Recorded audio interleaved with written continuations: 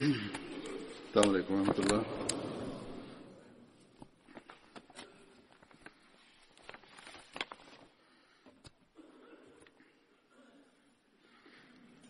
أشهد أن لا إله إلا الله وحده لا شريك له وأشهد أن محمدا عبده ورسوله. أما بعد فأعوذ بالله من الشيطان الرجيم. بسم الله الرحمن الرحيم. الحمد لله رب العالمين الرحمن الرحيم مالك يوم الدين. إياك نعبد وإياك نستعين. اهدنا الصراط المستقيم صراط الذين أنعمت عليهم غير المغضوب عليهم ولا الضالين.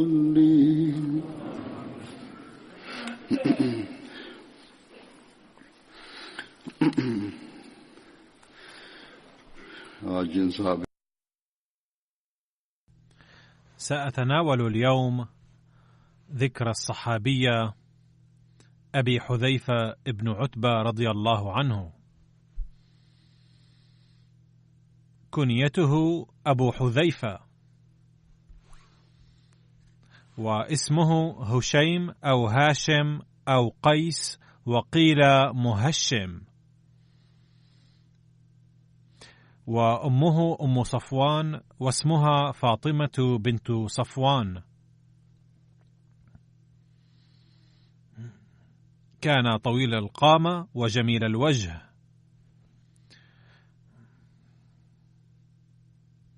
وكان قد أسلم قبل دخول النبي صلى الله عليه وسلم دار الأرقم،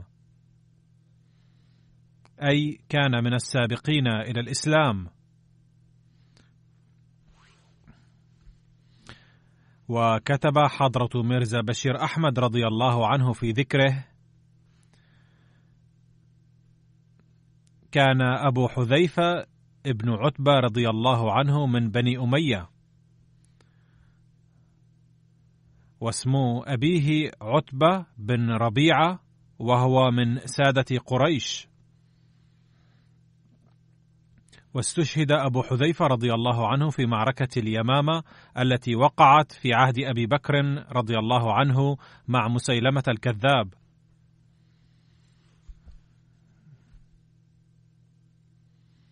واشترك أبو حذيفة في كلتا الهجرتين إلى الحبشة، وهاجرت معه زوجته سهلة بنت سهيل. لقد مر ذكر هذه الهجرة من قبل في تذكرة بعض الصحابة كيف ولماذا تمت، وأذكرها هنا أيضا بإيجاز. لقد أخذ ميرزا بشير أحمد رضي الله عنه من كتب التاريخ والحديث، وسأذكر بشيء من الاختصار بعض الأمور منه. كتب ميرزا بشير أحمد رضي الله عنه: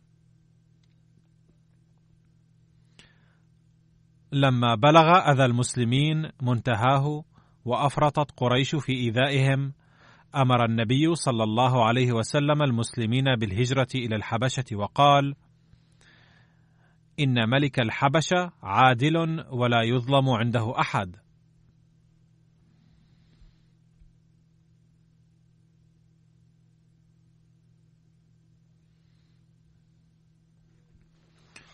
كانت الحبشة في ذلك الزمن دولة مسيحية قوية يلقب ملكها بالنجاشي،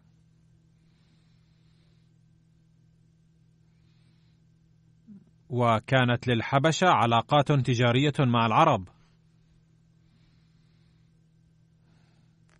وكان ملك الحبشة حين هاجر المسلمون إليها أصحم الذي كان ملكا عادلا وحكيما وعزيزا.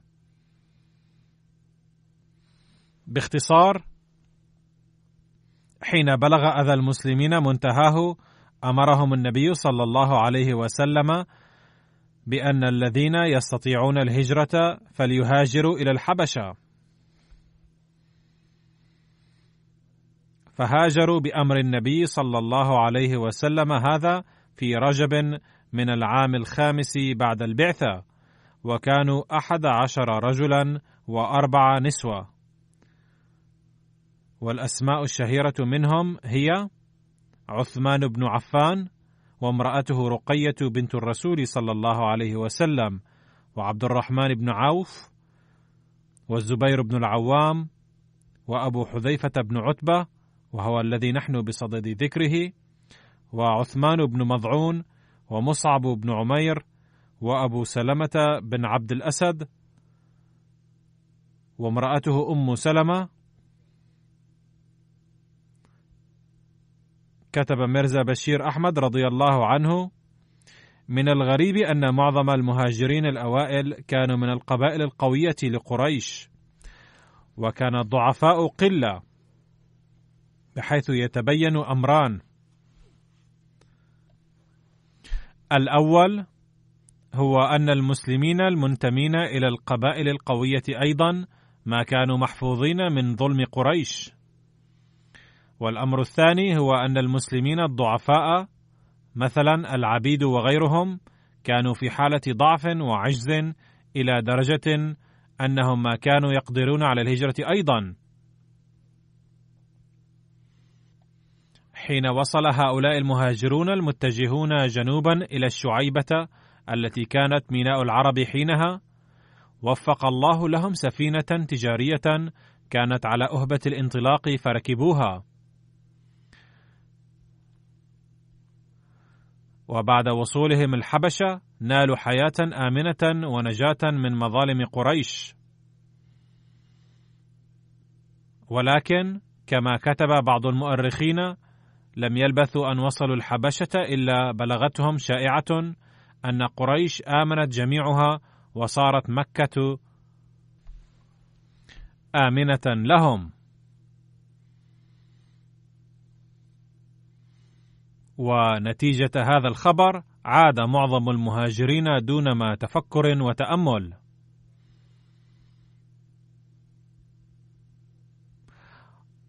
وقد ألقى ميرزا بشير أحمد رضي الله عنه ضوءا على هذه الشائعة وكيف انتشرت وماذا كان سببها، فكتب مستنبطا من كتب التاريخ المتعددة: كان هذا الخبر كاذبا لا أساس له في الحقيقة، ولعل قريشا نشرته لإعادة المسلمين المهاجرين إلى الحبشة ولإيذائهم، بل لو تأملنا أكثر لوجدنا قصة الشائعة وعودة المهاجرين كلها باطلة، ولكن لو سلمنا بصحتها فقد تكون وراءها واقعة وردت في بعض الأحاديث وفي صحيح البخاري أيضا،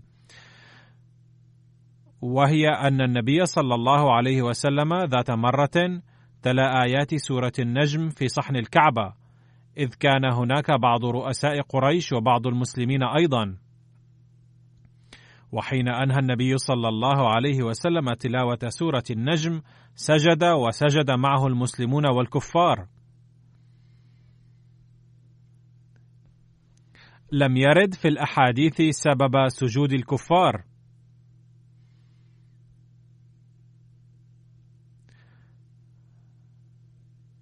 ولكن يبدو أن النبي صلى الله عليه وسلم تلا آيات الله بصوت مؤثر للغاية،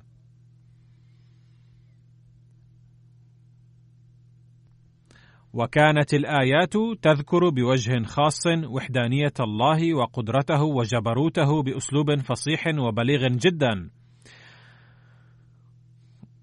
وتذكر بمننه تعالى وتنذر قريشا بكلام ملؤه الهيبة والجلال أنهم إذا لم ينتهوا عن شرهم كانت عاقبتهم مثل عاقبة الأمم السابقة التي كذبت رسل الله.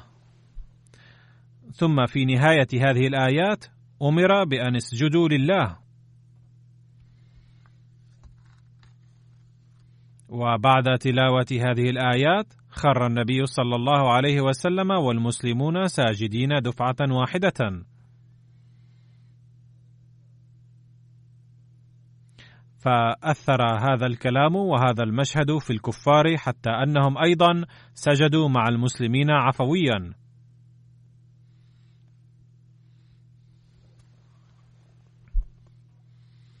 كتب ميرزا بشير أحمد رضي الله عنه: ليس ذلك غريبا، لأن في مثل هذه المناسبات والحالات التي تم ذكرها يرتعد قلب الإنسان في معظم الأحيان ويقوم عفويا بما يخالف مبدأه ومذهبه.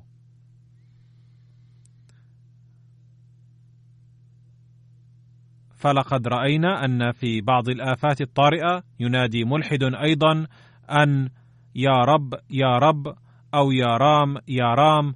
أما قريش فما كانوا ملحدين، بل كانوا يؤمنون بوجود الله وإن كانوا يشركون به الأوثان.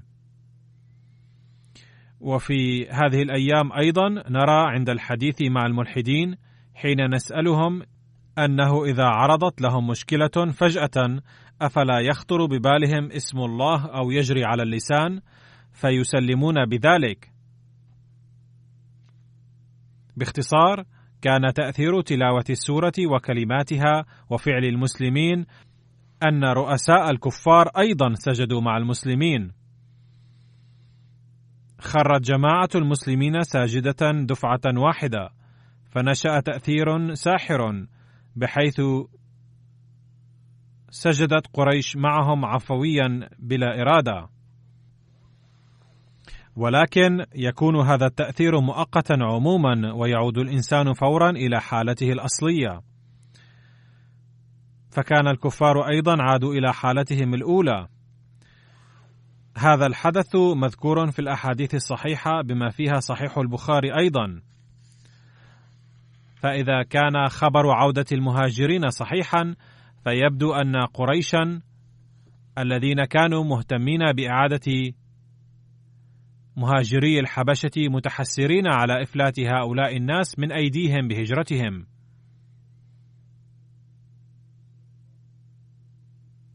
بعد هذا الحدث نشروا بأنفسهم هذه الشائعة مدعين بفعلهم هذا أن قريش قد أسلمت وأن مكة صارت آمنة للمسلمين.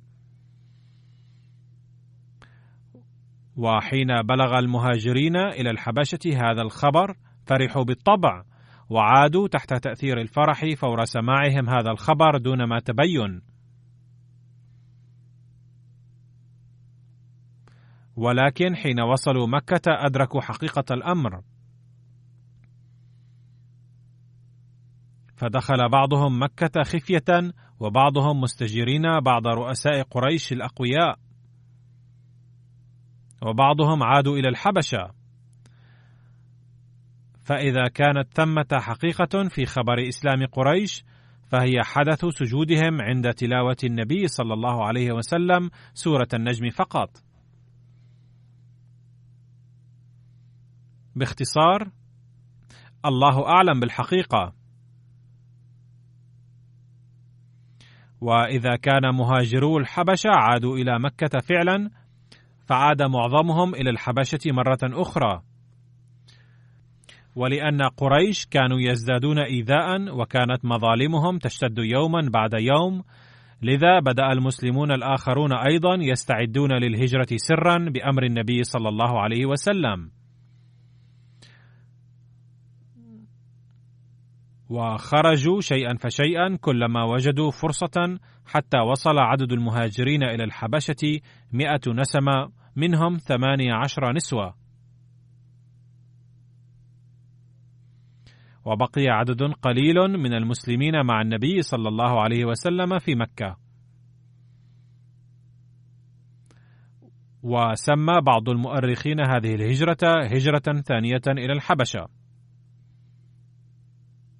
هجرة الدفعة الأولى من المهاجرين تسمى الهجرة الأولى، ثم حين هاجر الآخرون إلى الحبشة سميت الهجرة الثانية، ثم حين أذن بالهجرة إلى المدينة هاجر إليها أبو حذيفة وعبده سالم الذي كان أبو حذيفة قد حرره.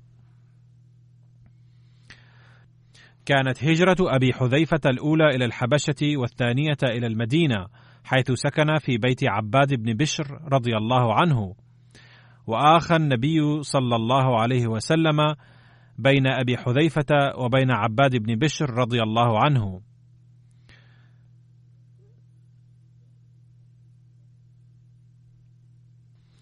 شهد أبو حذيفة رضي الله عنه سرية عبد الله بن جحش، وأقدم تفصيل هذه السرية وخلفيتها كما ورد في سيرة خاتم النبيين صلى الله عليه وسلم.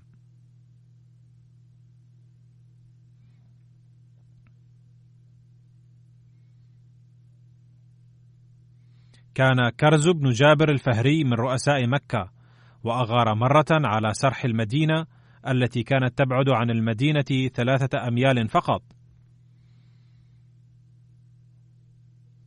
واستاق إبل المسلمين.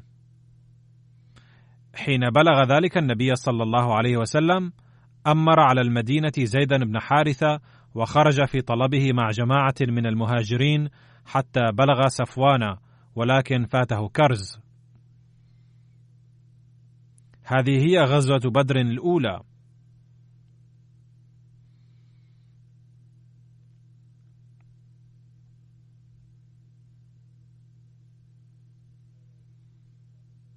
يتابع ميرزا بشير أحمد رضي الله عنه: إن غارة كرز بن جابر هذه لم تكن غارة عادية من بدوي، أي لم يكن هذا الغزو من بدوي عادي جهلا منه لنهب الأموال فقط، بل كان المهاجم قد جاء من قبل قريش غازيا المسلمين بحسب خطة معينة، بل من الممكن أنه كان ينوي إلحاق الضرر برسول الله صلى الله عليه وسلم.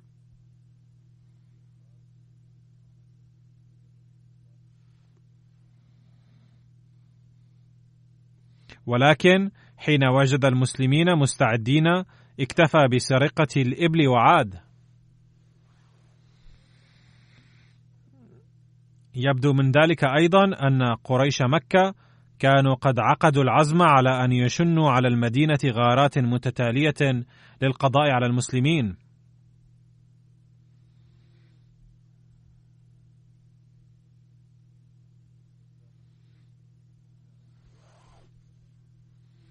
إن غارة كرز بن جابر المباغتة تركت المسلمين مذعورين ومتحفزين بطبيعة الحال، وبما أن تهديد رؤساء قريش بشن الغارة على المدينة والقضاء على المسلمين كان موجودا سلفا، قلق المسلمون بشدة. وبالنظر إلى هذا الموقف الخطير أراد النبي صلى الله عليه وسلم أن يستطلع تحركات قريش عن كثب ليطلع على نواياهم وتخطيطهم. وللاطلاع عن خططهم أراد النبي صلى الله عليه وسلم أن يرسم خطة ليكون على علم عن كثب وفي وقت مناسب بمخططاتهم بغية حماية المدينة من خطر الغارة عليها.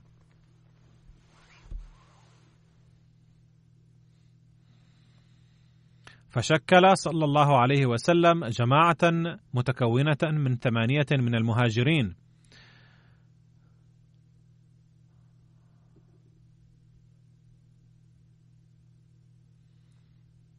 وبمقتضى الحكمة ضم إليها رجالا من قبائل مختلفة من قريش ليسهل استكشاف نوايا قريش الخفية.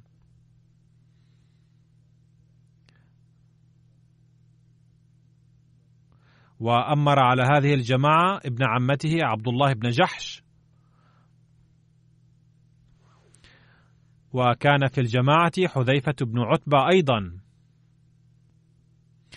ولكي تبقى الغاية من إرسال هذه الجماعة خافية على عامة المسلمين أيضا، لم يخبر النبي صلى الله عليه وسلم حتى أمير الجماعة عن الجهة التي سيرسل إليها ولا عن الهدف وراء إرساله، بل أعطاه عند انطلاقه رسالة مختومة وقال إن فيها تعليمات لك، وعليك أن تسافر من المدينة إلى جهة كذا، وبعد أن تقطع مسافة يومين يمكن أن تفتح الرسالة وتعمل بما ورد فيها.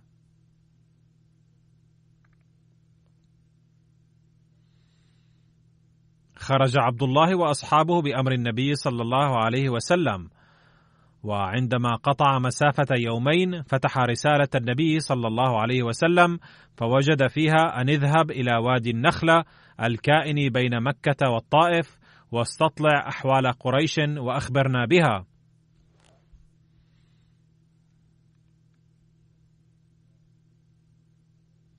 لما كانت مهمة الاستعلام والإعلام من مكان يقرب من مكة إلى هذا الحد حساسة جدا، لذا كان هناك تعليم آخر مكتوب في نهاية الرسالة، أنه إذا كان أحد من أعضاء الجماعة مترددا في البقاء فيها بعد علمه بطبيعة المهمة وأراد العودة فله ذلك.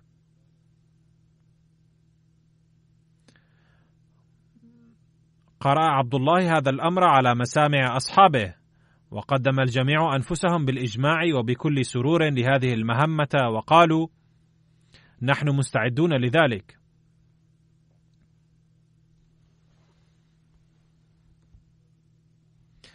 ثم رحلت هذه الجماعة إلى النخلة، وفي الطريق فقدوا جمل سعد بن أبي وقاص وعتبة بن غزوان، فانفصلا عن أصحابهما في البحث عن بعيريهما.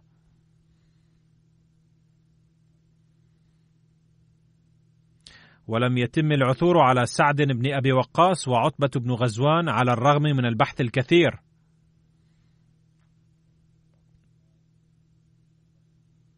بقي في الجماعة 6 أشخاص فانطلقوا في متابعة مهمتهم، ووصلوا إلى النخلة وانشغلوا في عملهم، أي استطلاع نوايا كفار مكة، وهل ينوون الهجوم على المدينة أو ما هو تخطيطهم. وحلق بعضهم رؤوسهم ناوين إخفاء مهمتهم حتى يظن الناس أنهم جاءوا معتمرين فلا يشكوا في أمرهم.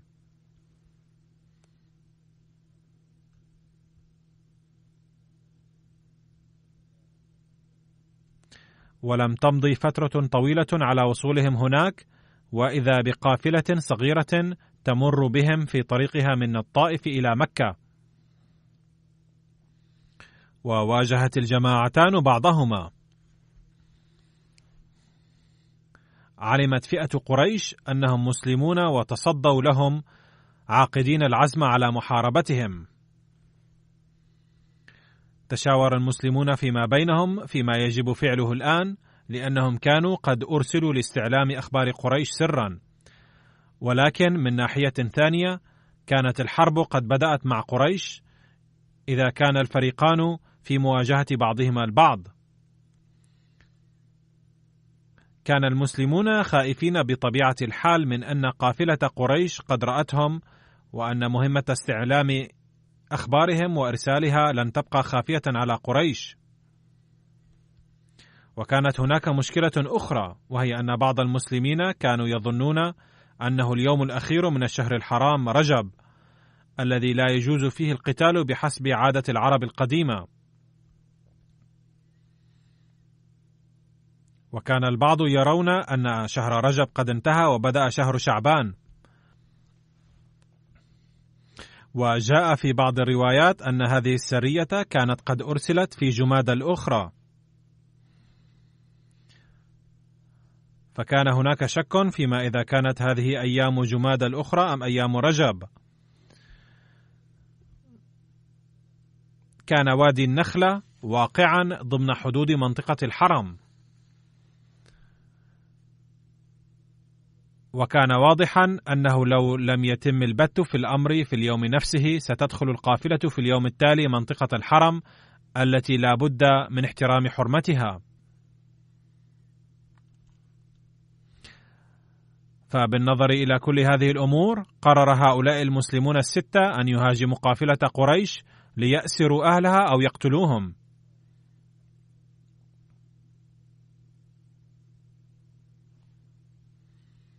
فأغاروا عليهم وقتل أحد الكفار واسمه عمرو بن الحضرمي، وأسر اثنان وفر الرابع هاربا، ولم يتمكن المسلمون من القبض عليه، وبذلك لم تنجح خطتهم لأسرهم أو قتلهم نجاحا كاملا. واستولى المسلمون أمتعة قافلة الكفار كلها. ولما كان أحد أفراد القافلة قد فر هاربا، وكان من المتوقع أن يصل خبر هذه المواجهة إلى مكة، فعاد عبد الله بن جحش أيضا إلى المدينة فورا مع أصحابه ومال الغنيمة الحاصل من هذه المواجهة. يحتج المستشرقون بهذا الحادث ويقولون إن هذه الجماعة من المسلمين كانت قد أرسلت قصدا ليهاجموا القافلة، ولكن هذا ليس صحيحا مطلقا. والحق أنه عندما بلغ النبي صلى الله عليه وسلم أن هذه الجماعة من الصحابة هاجموا القافلة سخط كثيرا، فقد جاء في رواية أنه عندما جاءت هذه الجماعة إلى النبي وسردوا له القصة سخط صلى الله عليه وسلم كثيرا وقال: ما مفاده؟ لم آذن لكم أن تقاتلوا في الشهر الحرام. ورفض أن يأخذ مال الغنيمة وقال: لن آخذ منه شيئا. فندم عبد الله بن جحش وأصحابه كثيرا، وظنوا أنهم هالكون نتيجة سخط الله ورسوله عليهم، وخافوا بشدة. ولامهم الصحابة الذين كانوا في المدينة بشدة وقالوا: إنكم فعلتم ما لم تؤمروا به، وقد قاتلتم في الشهر الحرام مع أنكم لم تؤمروا بالقتال قط.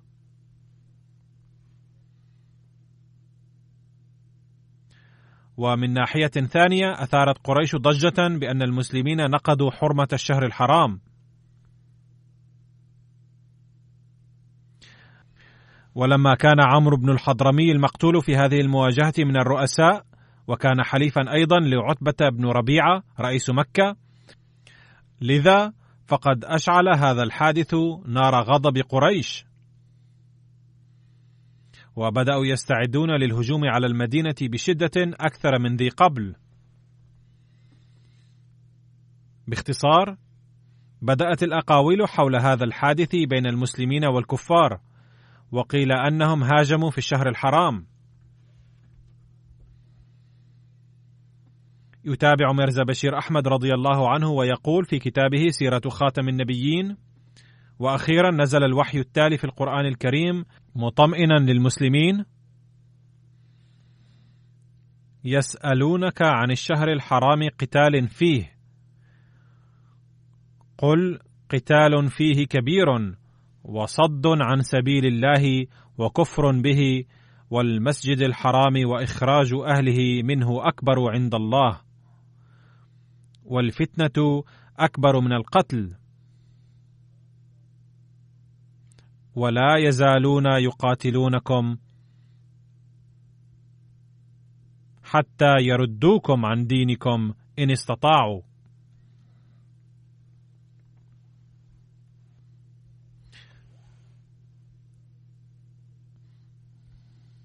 أي أن هتك حرمة الشهر الحرام وإخراج سكان منطقة الحرم قهرا كما تفعلون أيها المشركون بإخراجكم المسلمين أكبر من القتل عند الله، وإن عيث الفتنة في البلاد في الشهر الحرام أسوأ من القتل الذي يتم درءا الفتنة. ويا أيها المسلمون، إن الكفار قد تمادوا في عدائكم ولن يكفوا عن قتالكم في أي وقت وفي أي مكان في المستقبل، وسوف يستمرون في قتالكم حتى يردوكم عن دينكم إن استطاعوا. فالثابت من التاريخ أن زعماء قريش كانوا يستمرون في الدعاية الدامية ضد الإسلام حتى في الأشهر الحرم، بل كانوا ينشطون في أعمال الفساد والفتنة أكثر في الأشهر الحرم، مستغلين فرصة الاجتماعات والأسفار فيها. ثم كانوا يستبدلون هذه الأشهر بمنتهى الوقاحة لطمأنة قلوبهم طمأنة كاذبة، وكانوا يسمون هذا الفعل النسيء، فقد أبلغوا أفعالهم هذه تجاه المسلمين منتهاها حتى فتح مكة. وقد عبر عن ذلك حضرة ميرزا بشير أحمد رضي الله عنه وقال: لقد مارس كفار مكة الظلم إلى أقصى الحدود، حيث رفعوا السيف على قبيلة متحالفة مع المسلمين في الحرم في زمن صلح الحديبية رغم العهد والميثاق. ولما خرج المسلمون لحماية تلك القبيلة استخدموا السلاح ضدهم أيضا في حدود الحرم. كان المسلمون سيطمئنون بطبيعة الحال بهذا الجواب الذي أنزله الله في القرآن، غير أن قريشا أيضا هدأوا به، وخلال ذلك وصل رجالهم أيضا إلى المدينة لتحرير الأسيرين اللذين أسرهما المسلمون. لكن لما كان سعد بن أبي وقاص وعتبة لم يعودا بعد، إذ كانت ناقتهما ضاعت، وكان النبي صلى الله عليه وسلم يخشى عليهما كثيرا من أنه إذا وجدتهما قريش فلن تتركهما حيين، لذا رفض إعطاءهم الأسيرين ما لم يعودا. أي حين جاء الكفار لتحرير أسيريهم قال لهم النبي صلى الله عليه وسلم: لن أطلق سراحهما ما لم يعد سعد بن أبي وقاص وعتبة. فلما عاد أطلق سراح الأسيرين مقابل الفداء، لكن أحدهما تأثر أثناء إقامته في المدينة بالأخلاق الفاضلة للنبي صلى الله عليه وسلم،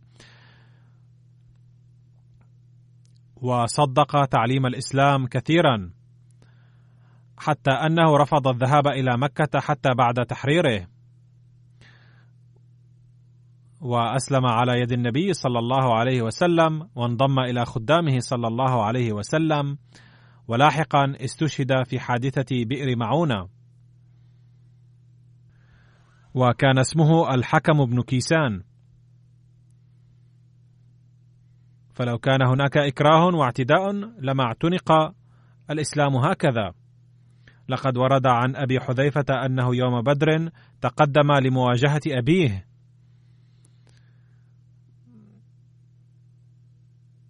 لأن أباه لم يكن مسلما وأتى مع الكفار. نهاه النبي صلى الله عليه وسلم عن التعرض إليه قائلا: سيقتله شخص آخر. فقد قتل في بدر أبوه وعمه وأخوه وابن أخيه، وأبدى حذيفة صبرا كبيرا، ورضي برضوان الله وشكر الله على نصرته التي أظهرها الله للنبي صلى الله عليه وسلم، أي مكنه من الانتصار.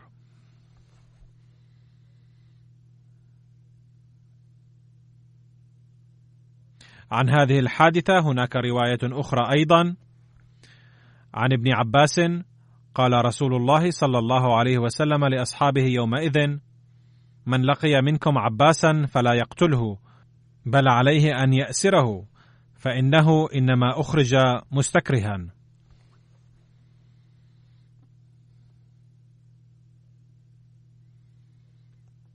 فحين حدث أحد بذلك أبا حذيفة قال له ولم يقل في وجه النبي صلى الله عليه وسلم: أنقتل آباءنا وأبناءنا وإخواننا وعشيرتنا ونترك العباس؟ والله لئن لقيته لألحمنه السيف. فبلغ رسول الله صلى الله عليه وسلم فقال لعمر بن الخطاب: يا أبا حفص، أيضرب وجه عم رسول الله بالسيف؟ وكان حضرته يقول: والله إنه لأول يوم كناني فيه رسول الله صلى الله عليه وسلم بأبي حفص. فقال عمر: يا رسول الله، دعني فلأضربن عنقه بالسيف، فوالله لقد نافق من قال هذا. فنهاه النبي صلى الله عليه وسلم عن ذلك.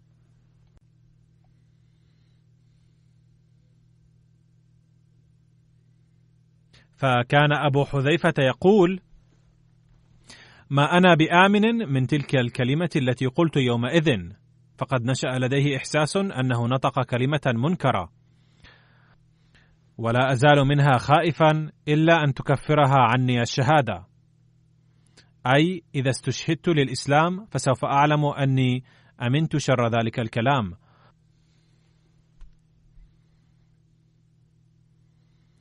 فقتل يوم اليمامة شهيدا.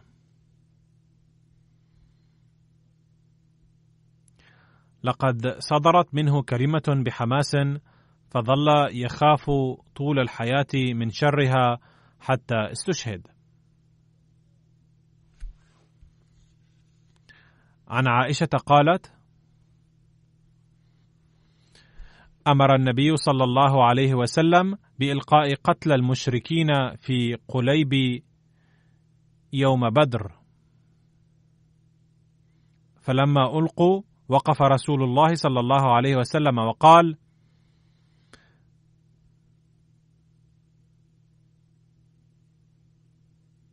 يا أهل القليب، هل وجدتم ما وعدكم ربكم أي الأوثان حقا؟ فقد وجدت ما وعدني ربي حقا، وإذا كان المراد من ربكم الله فسيكون المعنى أنه سيعاقبكم.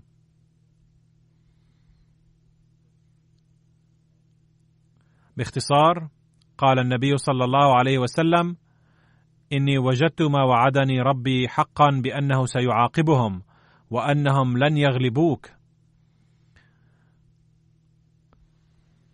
فقال الصحابة: يا رسول الله، أتخاطب هؤلاء الذين قد ماتوا؟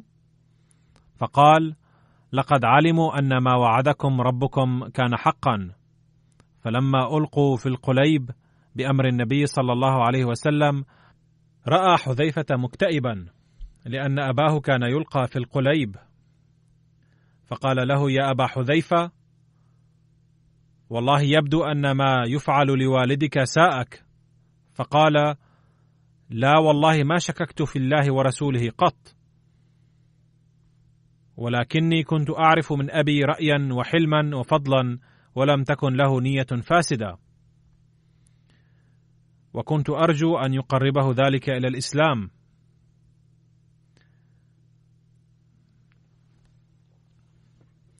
فلما رأيت ما أصابه حزنني ذلك، فدعا رسول الله صلى الله عليه وسلم لأبي حذيفة بخير.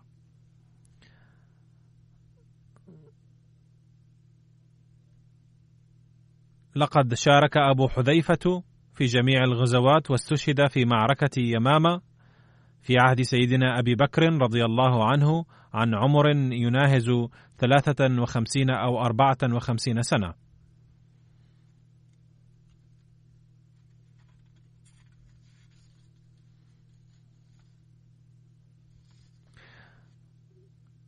الآن أود أن أذكر صالحا من خدام الجماعة القدامى، أقصد البروفيسور سعود أحمد خان الدهلوي المحترم، فقد توفي في 21 من يناير 2019. إنا لله وإنا إليه راجعون.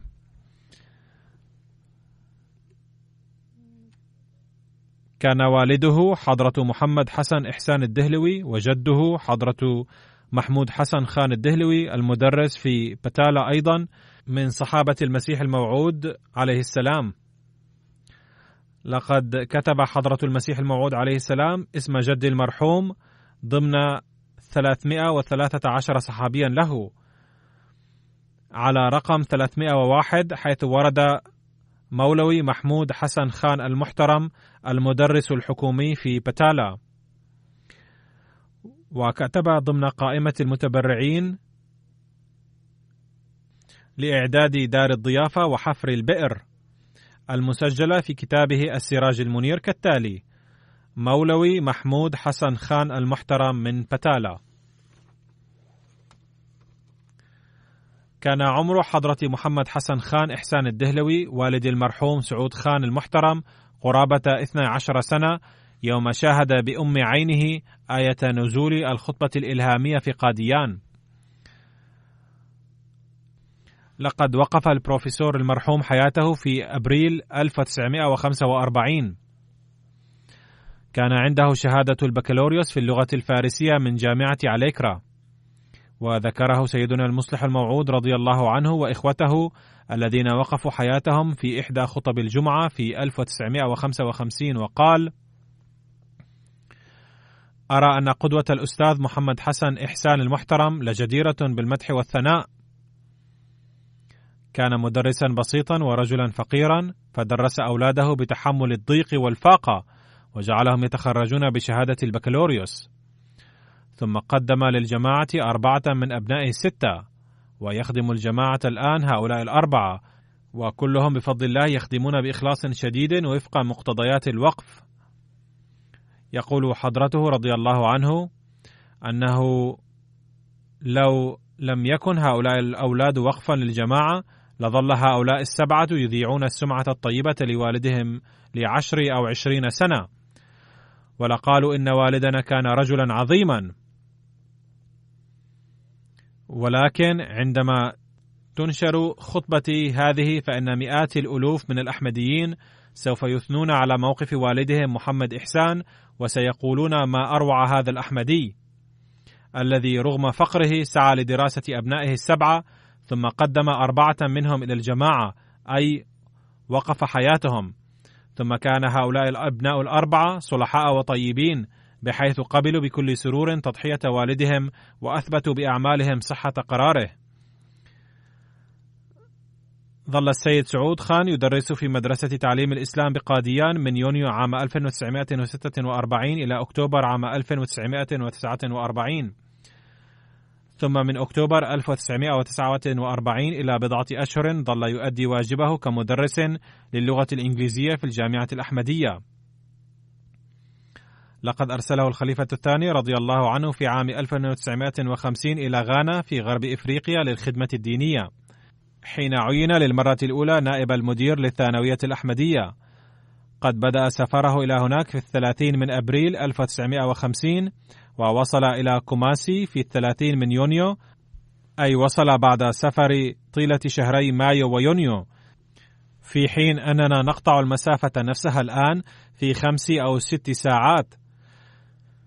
ثم بدأ بالتدريس في الثانوية الأحمدية في كوماسي. لماذا طال سفره إلى هذه المدة كلها؟ يذكر ابن أخيه عرفان خان: عندما تم تعيينه للمرة الأولى في غانا فقد انطلق من ربوة ووصل في مدة 2 شهر إلى كوماسي بعد سفر مجهد وشاق، لأنه في ذلك الوقت كان لابد من التنقل بين عدة بواخر، وكانوا عموما يسافرون بحرا لا جوا. فأولا سافر من كراتشي إلى عدن بعد أن اشترى ب160 روبية تذكرة رخيصة لا تتضمن الطعام، ثم من عدن إلى غانا سافر عن طريق الباخرة والباصات والشاحنات والطائرة أيضا، فقد اشترى تذكرة الطائرة إلى نيجيريا ب55 جنيها، واضطر في سبيل ذلك إلى بيع حقيبته وبعض أغراضه الأخرى، وربط أغراضه الشخصية المتبقية في رداء. ثم اشترى له مركز الجماعة في غانا تذكرة الباص من نيجيريا إلى غانا، وهكذا وصل إلى نيجيريا جوا واشترى التذكرة ببيع أمتعته، ثم من نيجيريا إلى غانا سافر بالباص.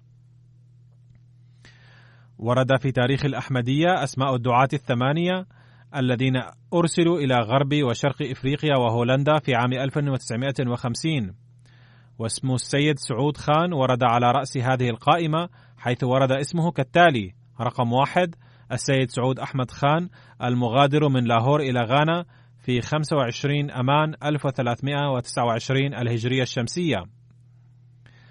ثم رجع السيد سعود أحمد خان إلى باكستان بأمر من حضرة المصلح الموعود رضي الله عنه في عام 1958، وأكمل دراسة الماجستير في التاريخ في جامعة البنجاب، وكان والده أيضا حائزا على درجة الماجستير في التاريخ.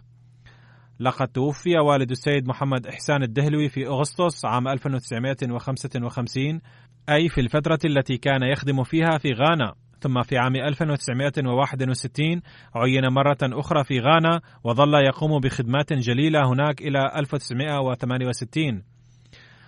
لقد أقيم بموافقة الخليفة الثالث رحمه الله مجلس الوعظ في المسجد المبارك في ربوة خلال فترة سفره إلى أوروبا، وتقرر أن يلقى وعظ يومي لمدة 15 دقيقة بعد صلاة المغرب.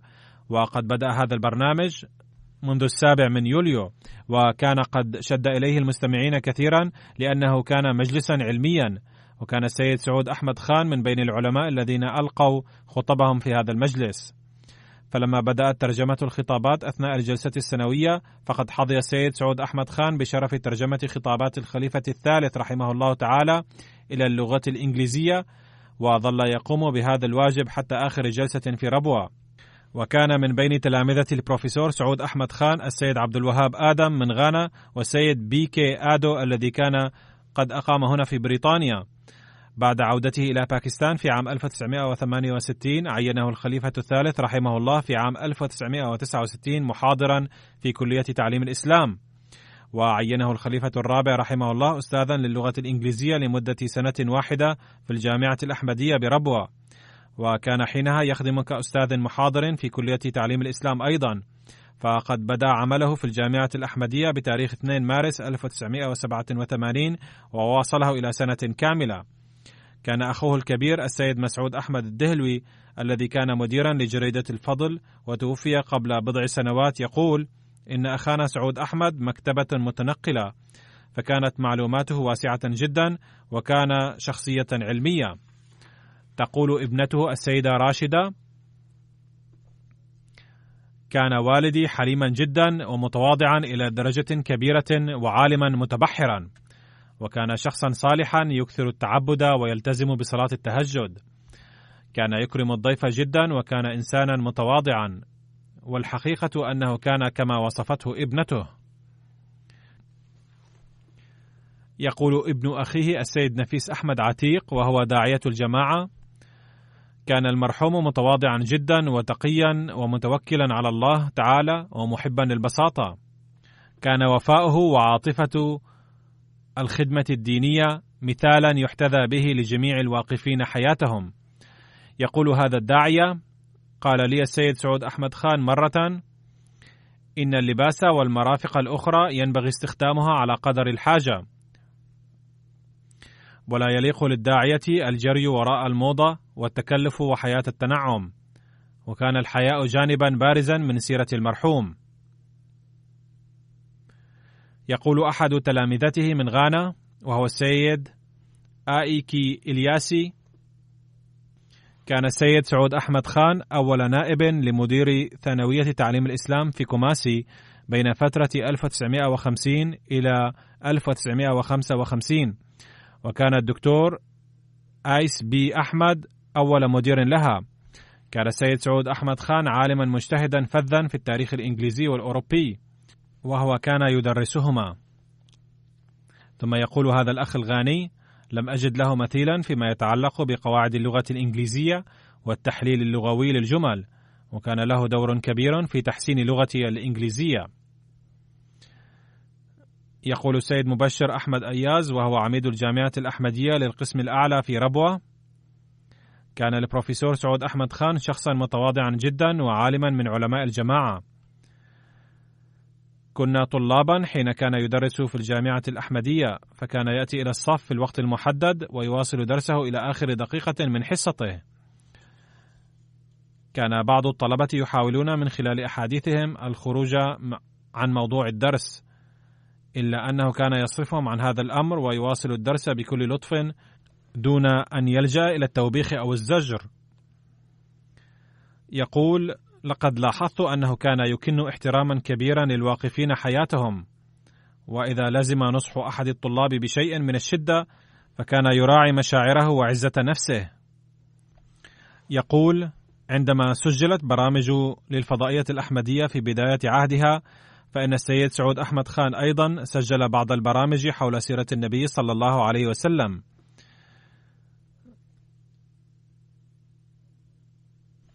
كان متقدما في السن، ومع ذلك كان يعد البرنامج بكل جهد ويضع الأسئلة ثم يوزعها على ضيوف البرنامج، وكان يكتب الأسئلة بخط يده. يقول: وأحيانا تختلف الآراء ويحتد النقاش حول بعض الأمور عند تسجيل البرامج، إلا أنه كان حليما ومتواضعا بحيث لم تبدو يوما علائم الغضب على جبينه، وكأنه لا يسمع أي كلام شديد صدر من غيره. وبعد هذا كان يستأنف تسجيل البرنامج من حيث توقف بابتسامة خفيفة على ثغره وبكل طمأنينة. بعد وفاة البروفيسور سعود أحمد خان، قال أحد جيرانه ويدعى السيد فضل إلهي ملك وهو يبكي بكاء شديدا: ليس من حظ الجميع أن يجدوا مثل هذا الجار. كانت البساطة مزيته الغالبة، وكان عالما من العلماء. ترك خلفه بنتا وابنين، أحد ابنيه السيد سعد سعود ويخدم الجماعة كرئيس لأحد فروعها في بريطانيا.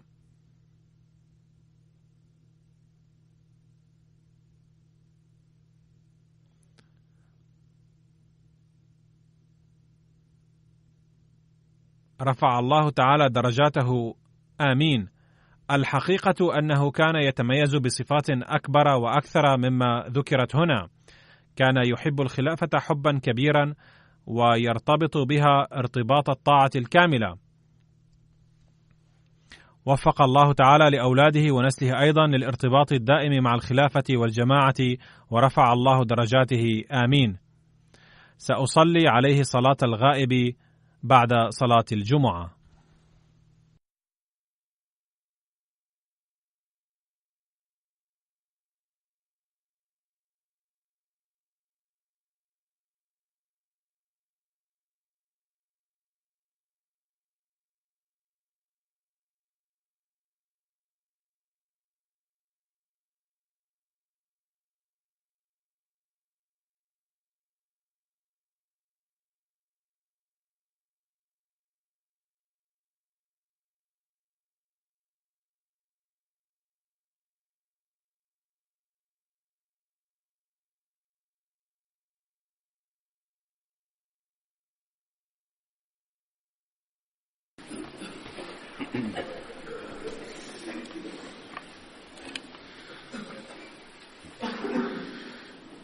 الحمد لله نحمده ونستعينه ونستغفره ونؤمن به ونتوكل عليه ونعوذ بالله من شرور أنفسنا ومن سيئات أعمالنا. من يهده الله فلا مضل له ومن يضلل فلا هادي له. ونشهد أن لا إله إلا الله ونشهد أن محمدا عبده ورسوله. عباد الله رحمكم الله، إن الله يأمر بالعدل والإحسان وإيتاء ذي القربى وينهى عن الفحشاء والمنكر والبغي يعظكم لعلكم تذكرون. اذكروا الله يذكركم وادعوه يستجب لكم ولذكر الله أكبر.